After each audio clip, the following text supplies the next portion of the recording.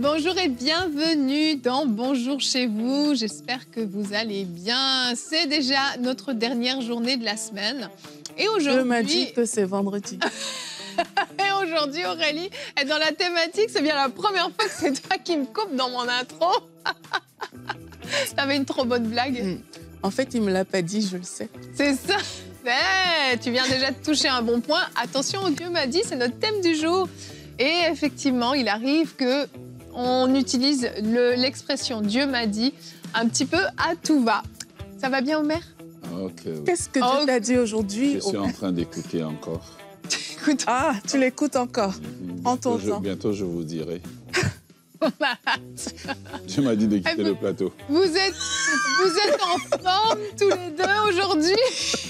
Mince. Au secours, aidez-moi.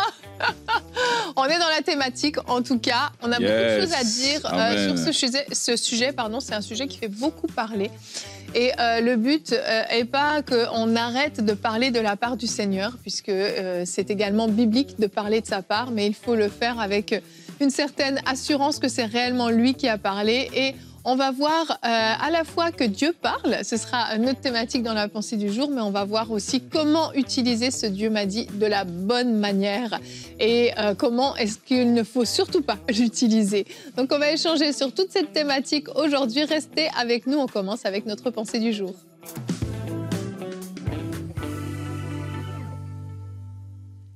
La Bible nous dit que Dieu parle tantôt d'une manière, tantôt d'une autre.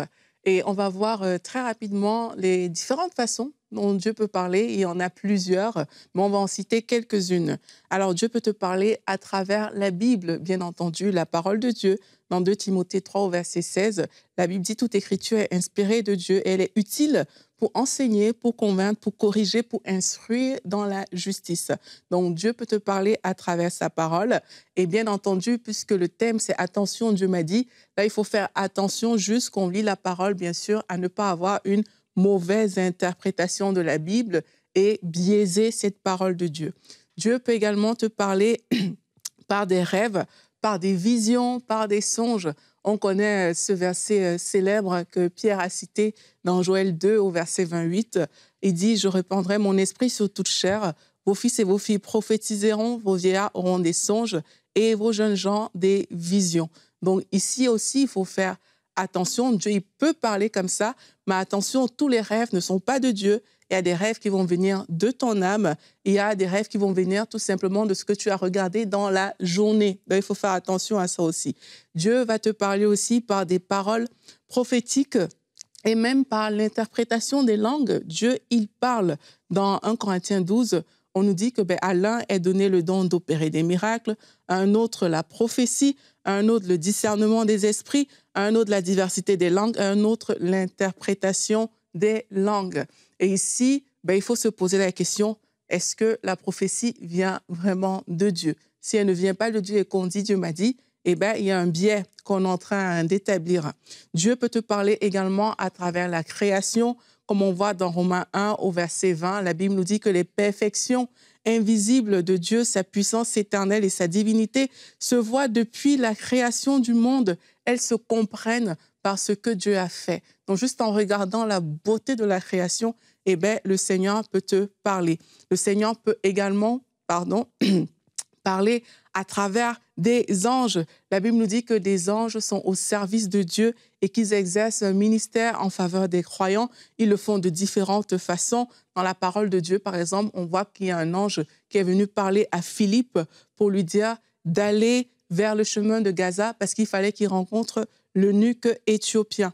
On a aussi la voix audible. Il y a des personnes vraiment qui ont entendu la voix de Dieu de façon audible. Il y a aussi les extases, il y a aussi des visitations du Seigneur, comme c'était par exemple le cas de Paul quand il est apparu sur le chemin de Damas. Il a entendu cette voix de Dieu lui parler et il y a aussi des personnes qui vont te dire qu'elles ont entendu la voix de Dieu. Ça peut être un murmure doux qu'elles ont entendu. Elles peuvent l'entendre de différentes manières. Ça aussi, c'est écrit dans la parole de Dieu. Une autre façon dont Dieu peut parler, on voit qu'il y a quand même beaucoup de façons. Dieu peut te parler par le Saint-Esprit. Nous sommes dans la Nouvelle Alliance et en tant que fils de Dieu, la Bible nous dit les fils de Dieu sont conduits par par l'Esprit. Donc, le Saint-Esprit va te diriger, va te parler de différentes manières. Ça peut être par ton témoignage intérieur, ça peut même être au travers des circonstances, à travers ce que j'aime bien appeler des clins d'œil de Dieu. En priant aussi, Dieu va te parler. Alors que tu es en train de prier, tu vas entendre, recevoir des choses de Dieu dans ton esprit. Dieu parle aussi de cette manière-là. Maintenant, il faut faire attention aux signes, parce que qu'on dit à travers des circonstances, à travers des signes, faites attention aux signes, parce que la nouvelle création est surtout conduite par le Saint-Esprit et non par les signes. Et en dernier lieu, Dieu peut te parler à travers des personnes. Ça peut être tes pasteurs, ça peut être des enseignants, ça peut être n'importe qui. Le Seigneur peut te parler à travers des personnes. Il y a une infinie possibilité, parce que la Bible dit qu'il parle tantôt d'une manière, tantôt d'une autre. Ça peut faire partie de ce que j'ai cité ou pas, parce que Dieu parle comme il veut et quand il veut. Mais la grande question est de savoir, est-ce que tout ce que j'entends vient vraiment de Dieu? Ça, c'est hyper important, de se poser cette question. Et aujourd'hui, effectivement, on met en garde sur les Dieu m'a dit, parce que comme tu le dis, Dieu parle réellement. Et le but n'est pas de remettre en question toutes les fois où Dieu vous a parlé et de vous mettre un espèce de doute. C'est plus de mettre une vigilance. Dernièrement, je suis allée voir un couple et j'avais une pensée pour eux, mais vraiment une pensée. Je ne peux pas affirmer que c'était de Dieu, mais je ne peux pas dire que ce n'était pas de Dieu. Et je suis allée les voir, on a discuté un peu, puis je leur ai dit, écoutez, j'ai quelque chose à vous dire. Et j'ai dit, tout de suite, je ne vous dis pas que c'est Dieu qui me l'a dit. Je ne peux pas l'affirmer, je n'ai pas cette certitude-là. Je ne vous dis pas que c'est Dieu qui me l'a dit, mais voici la pensée que j'ai eue l'autre jour quand je vous ai vu, blablabla, bla, bla, bla, je leur ai parlé. Je dis maintenant, priez par rapport à ça, examinez, voyez si ça vous parle ou pas. Si ça ne vous parle pas, laissez ça de côté. Et quelques mois plus tard, on s'est revus, on a discuté et ils m'ont dit, en fait, on a prié par rapport à ça et ça ne nous parlait pas. J'ai dit, c'est merveilleux, c'est parfait, ce n'était pas de Dieu, il n'y a aucun problème. Et je ne me suis pas sentie inférieure, je ne me suis pas sentie comme si j'avais plus aucun droit de parole dans leur vie, comme si j'avais échoué, absolument pas, puisque je ne suis pas arrivée avec un gros « Dieu m'a dit ». Si j'avais dit « Dieu m'a dit », peut-être qu'ils n'auraient pas prié par rapport à ça, peut-être qu'ils se seraient engagés dans la direction que je leur avais donnée et ce n'était pas le plan de Dieu pour leur vie. Et là, j'aurais une grosse responsabilité sur moi vis-à-vis de Dieu. Là où je veux en venir, c'est que je crois qu'il faut vraiment développer notre crainte de Dieu. Il faut amener la crainte de Dieu à un autre niveau. Quand on dit « Dieu m'a dit », on engage la volonté de Dieu. On dit à une personne, voici ce que Dieu veut pour ta vie, pour toi, pour telle ou telle chose, pour telle direction. C'est très, très sérieux. Et on se met sous une grosse responsabilité. Donc, les Dieu m'a dit, je trouve que c'est quelque chose qu'il faut utiliser avec beaucoup, beaucoup de sagesse et beaucoup de recul et être certain de quoi on parle et que Dieu nous a vraiment parlé. Ça, c'est trop vrai ce que tu dis. Et la formule que tu as utilisée est très bien. Et je crois que c'est un conseil qu'on peut donner à quelqu'un aujourd'hui, c'est que tu peux dire « je ressens telle chose dans mon cœur ». Il ne faut pas venir imposer une volonté de Dieu à laquelle parfois les gens ne sont même pas d'accord à la personne. Donc vraiment, je ressens cette chose dans mon cœur et tu laisses la liberté à la personne de l'accepter ou pas. Je le dis aussi parce que, en tout cas, moi personnellement, sur mes pages, j'ai déjà vu beaucoup de choses, Dans la même semaine, peut-être qu'il y a 3 hommes qui vont m'écrire pour me dire « Dieu m'a dit que tu es ma femme ». Tu te dis, mais Dieu a parlé à qui finalement, tu vois? Et puis, il y en a même qui poussent le vice, donc tu dois obéir, parce que c'est ce que Dieu a dit.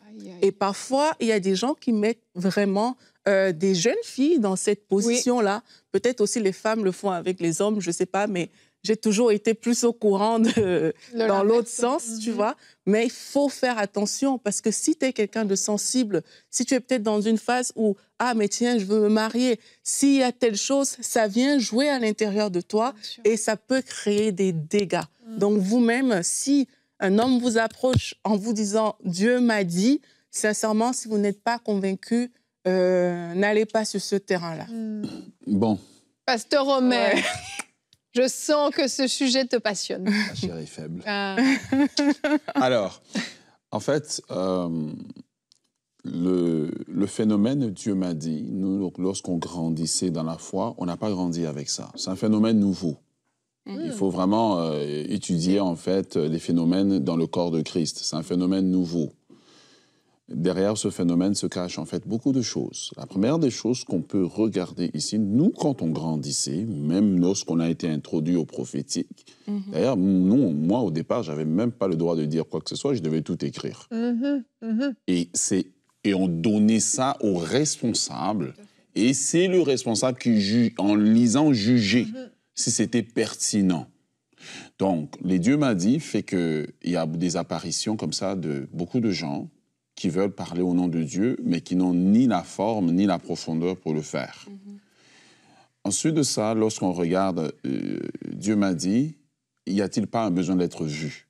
Si Dieu t'a dit que quelqu'un est ta femme, ben, Dieu va lui parler, il va créer les circonstances pour que vous puissiez vous rencontrer.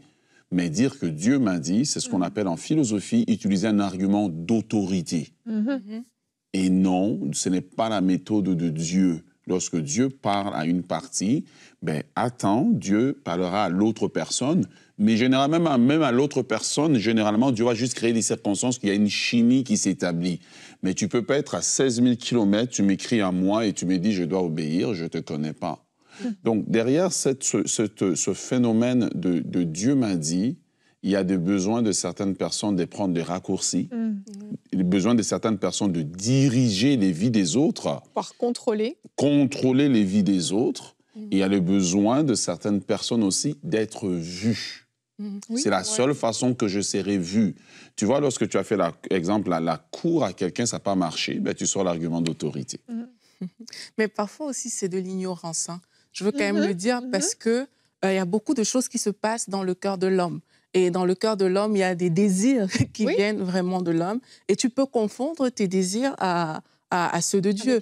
Parfois, tu vas voir des gens, et je crois que peut-être c'est vraiment arrivé, tu vas voir quelqu'un, peut-être que la personne pense tellement à quelque chose que la personne en rêve. Oui. Et puis là, ça devient un rêve. Et comme vous savez comment on glorifie les songes, que voilà, c'est la façon dont Dieu me parle, je l'ai vu, donc ça veut dire que c'est vrai.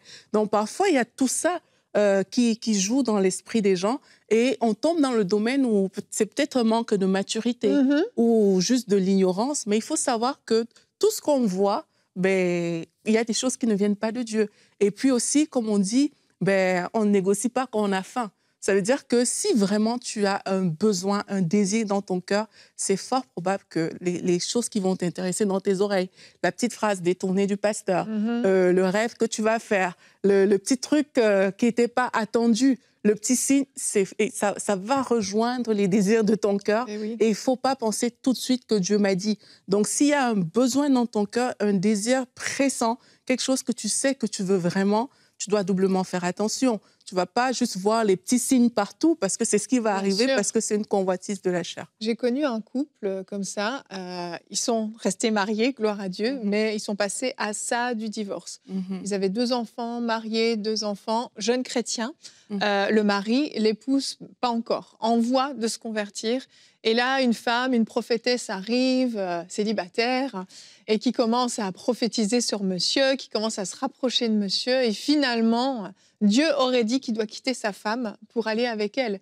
Lui, sous l'emprise de ça, jeune converti, se retrouve, lui, justement, conduit dans des songes, soi-disant, etc., etc. Finalement, lui aussi reçoit cette même conviction qu'il doit quitter sa femme pour aller avec cette femme. Et donc, l'épouse nous appelle et nous explique ce qui se passe. Elle est complètement démolie, elle est désemparée et tout. Et gloire à Dieu, on a pu parler au couple. Monsieur s'est complètement ressaisi, a réalisé, mais non, en fait, Dieu ne peut pas me dire quelque chose qui est à l'encontre de sa parole. Ça ne marche pas. Donc, on a apporté les versets, on l'a éclairé, on a prié. C'est comme si l'emprise, finalement, a lâché. Il est resté avec cette femme. Pourquoi je parle de ça? Parce que certaines fois, justement, tu parles de nos désirs qui vont nous influencer. Certaines fois, on va justifier notre divorce. Dieu m'a dit de quitter cet homme ou cette femme parce qu'elle avait une mauvaise influence sur moi, il avait une mauvaise influence sur moi.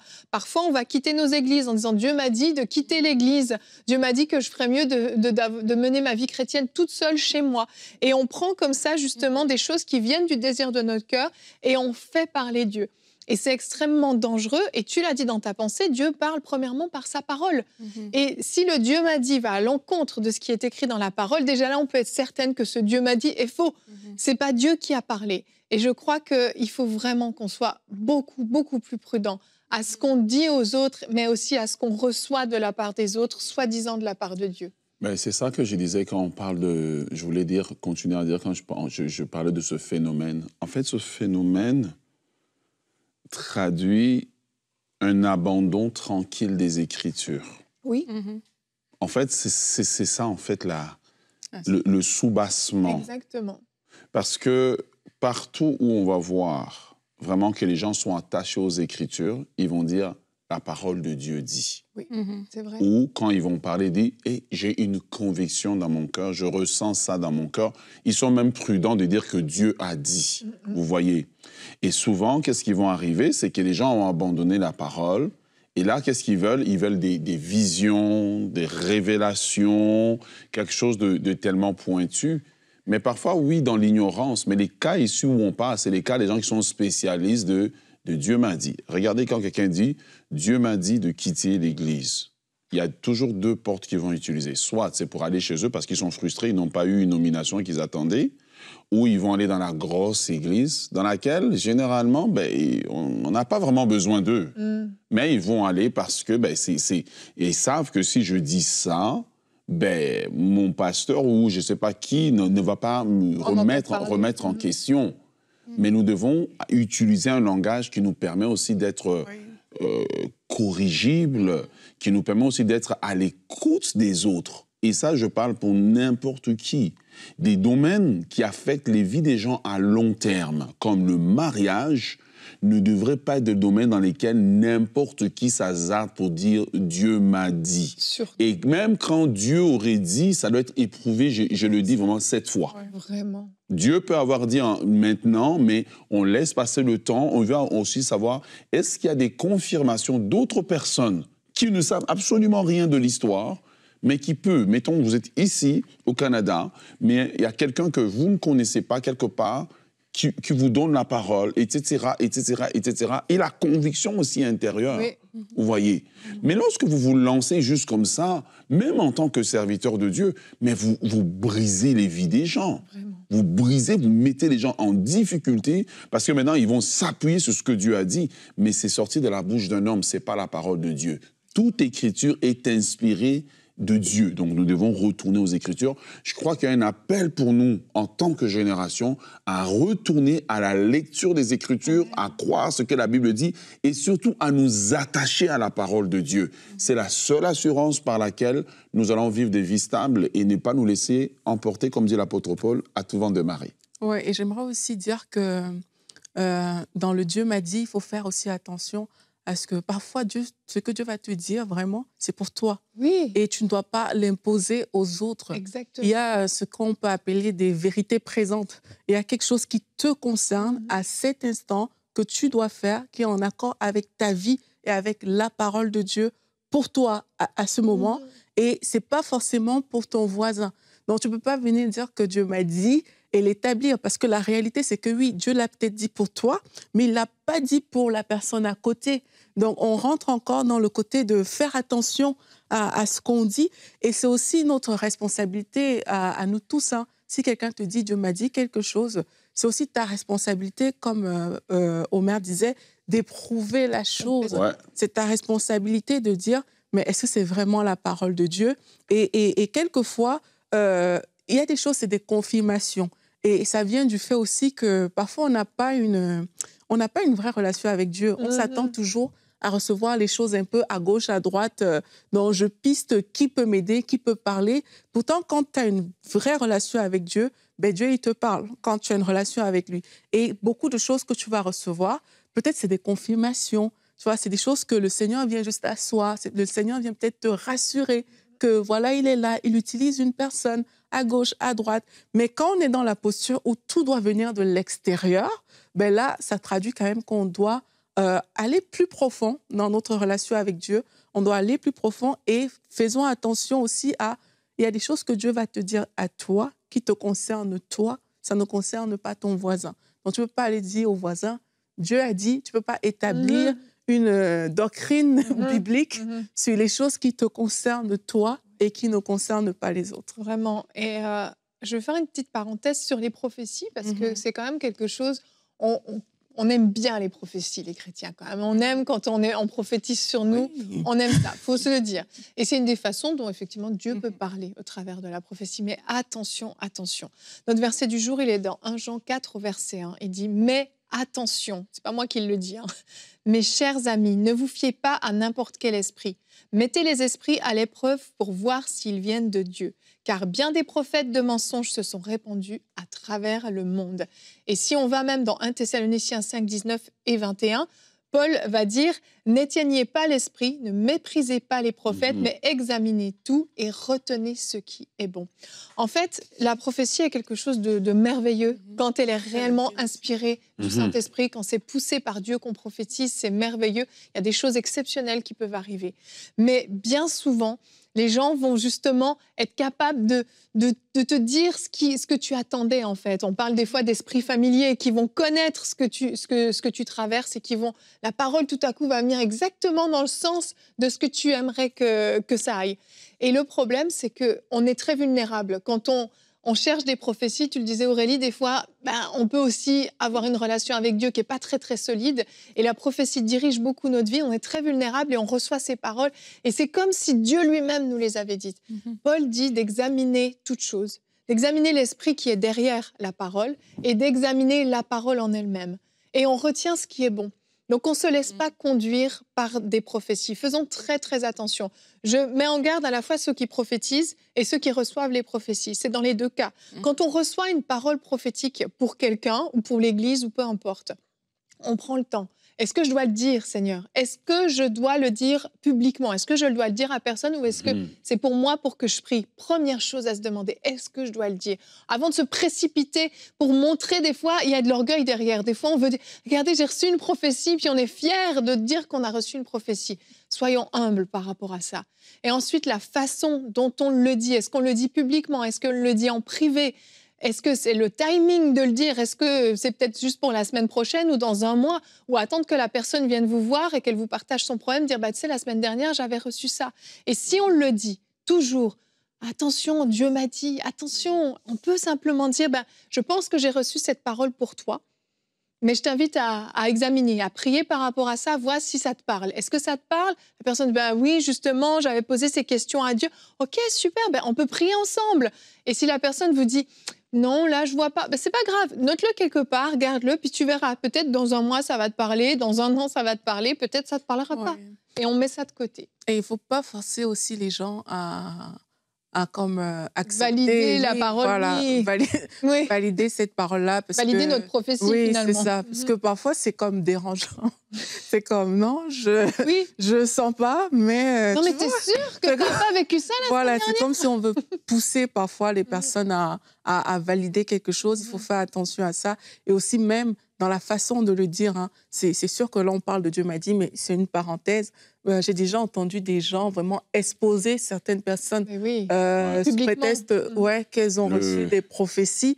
Et ça aussi, il faut faire attention parce que Dieu n'est pas ce Dieu-là. Il est rempli de compassion et d'amour. Donc, il ne va pas t'envoyer venir livrer quelqu'un en pâture comme ça à l'église. Il faut faire attention. En fait, encore une fois, on parle de phénomène. Ce que nous devons comprendre, c'est que Dieu peut avoir parlé, mais je suis responsable de comment je communique. Il y a ce qu'on appelle l'éthique. Et beaucoup de gens, vraiment, je m'excuse des mots que je vais utiliser, c'est les gens qui n'ont aucune éthique, et je pèse vraiment mes mots, aucune éthique. Ils vont voir une dame et commencer à décrire tout là sur elle. J'ai dit, mais ça n'a rien à voir, c'est inutile. Ça, c'est le spectacle. Là, qu'est-ce qu'on a pris? On a pris le don. Et tu n'as même pas le respect de cette personne. C'est une personne. Et là, tu as besoin qu'on amène la caméra en plus, filmer le visage. Mais non. Ce que tu as dit en public, tu pouvais appeler la personne de côté et le lui dire. Pourquoi tu as besoin de le tourner en spectacle? Parce que tu as besoin d'être vu. Tu sais, vu pourquoi? Parce que tu as besoin qu'on dise de toi la bouche autorisée de l'Éternel. Oh merde, se lâche. Non, mais c'est parce qu'il y a trop, il y a des dégâts dans les vies des gens. Parce qu'il y a des gens qui ne veulent pas que leur vie soit exposée. Parce qu'il y a des gens que, à partir du moment où ils ont reçu cette prophétie publique, oui, Dieu va t'élever, demain tu seras ministre. Vous l'avez mis dans des problèmes. Alors que regardez comment David a été oint dans un cercle familial. Regardez comment Saül a été oint dans un cercle restreint. Et même Samuel l'a appelé à part sur le toit. Et la Bible dit que Saül a laissé son serviteur derrière. Parce qu'il y a des choses qu'il n'y a que toi et la personne qui te donne la parole doivent entendre. Il l'a emmené sur le toit, il lui a parlé. Et quand Saül est revenu, son oncle lui a demandé « Qu'est-ce qu'on t'a dit ?» Saül n'a pas voulu dire. Donc, il est important que nous puissions aimer les gens, avoir l'éthique. Peut-être que oui, Dieu parle au travers de vous, mais peut-être la méthode que vous utilisez n'est pas la méthode de Dieu. En fait, il faut se demander, est-ce que je veux construire ou est-ce que je veux détruire? Ou est-ce que je veux la popularité? Il faut se poser la question vraiment, parce que la prophétie construit, elle édifie, elle est censée relever la personne. Et je connais quelqu'un qui est un prophète qui est très, très utilisé par le Seigneur, vraiment, mais il est peu connu parce qu'il fait ça, disons... Discrètement. Voilà, discrètement. Et il nous disait, il y a une fois où le Seigneur m'a dit de reprendre une personne publiquement. Une seule fois, de tout son ministère, et il n'a pas 20 ans, hein, c'est un homme âgé. Une fois, et il dit, cette personne s'est repentie publiquement. Et il fallait ça. Mais Dieu lui a dit spécifiquement, je veux que tu lui donnes cette parole publiquement. Tous les autres, il l'a toujours fait en privé. Et les gens se sont repentis en privé. Les gens n'ont pas été humiliés publiquement. Ça a fait toute la différence. Je pense qu'on devrait demander à Dieu un esprit de discernement. Oui. Vraiment, par rapport au sujet qu'on est en train de parler. Et peut-être vous avez été victime de Dieu m'a dit aujourd'hui. En tout cas, on prie que le Seigneur vous relève. Et on prie aussi que cet esprit de discernement de Dieu devienne votre partage, que vous soyez du côté de la personne qui donne la parole ou de la personne qui reçoit la parole. Vraiment, recevez l'esprit de discernement et agissez sous l'impulsion de l'esprit de discernement. Amen. Tu veux prier? Tu peux prier pour les gens. Super. Seigneur, merci pour cette émission où tu es venu mettre en lumière plusieurs choses auxquelles ton peuple peut être exposé. Seigneur, nous te demandons pardon pour toutes les personnes qui ont abusé de tes paroles, abusé de ton nom, abusé même de l'autorité qui est derrière. Seigneur, nous te demandons pardon pour ces choses. Et aujourd'hui, Seigneur, humblement, nous te disons, remplis-nous de ton esprit de discernement. Accorde la grâce à ton peuple, Seigneur, de ne pas juste parler en vain, de ne pas prononcer ton nom en vain, mais vraiment, Seigneur, d'avoir ce cœur soumis, ce cœur qui s'humilie, ce cœur qui reconnaît qu'on est des hommes, qu'on n'est qu'un vase fragile et qu'on peut faire des erreurs. Seigneur, merci parce que tu nous équipes de ton esprit de discernement pour parler, pour recevoir, pour communiquer les choses d'une certaine manière. Seigneur, merci pour ton esprit qui vient se poser sur chacun de nous et qui nous remplit. Seigneur, je veux prier aussi rapidement pour toutes les personnes qui sont actuellement en proie à un Dieu m'a dit qui n'est pas vrai. Seigneur, au nom de Jésus-Christ, que ce mensonge soit exposé et que ces personnes soient libérées maintenant par la puissance du nom de Jésus. Nous renversons cette parole et nous déclarons la liberté au nom de Jésus-Christ.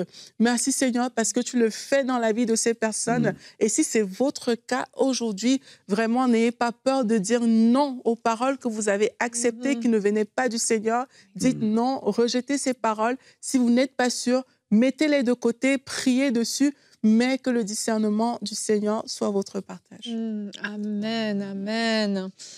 On est arrivé à la fin, je pense qu'on aurait aimé continuer. C'est un sujet tellement important qu'on a essayé d'apporter avec un éclairage le plus biblique possible, mais aussi avec beaucoup d'amour pour vous, effectivement, qui peut-être avez été victime de Dieu m'a dit. Merci Aurélie d'avoir pu parler de ça. Tu voulais ajouter quelque chose, Omer?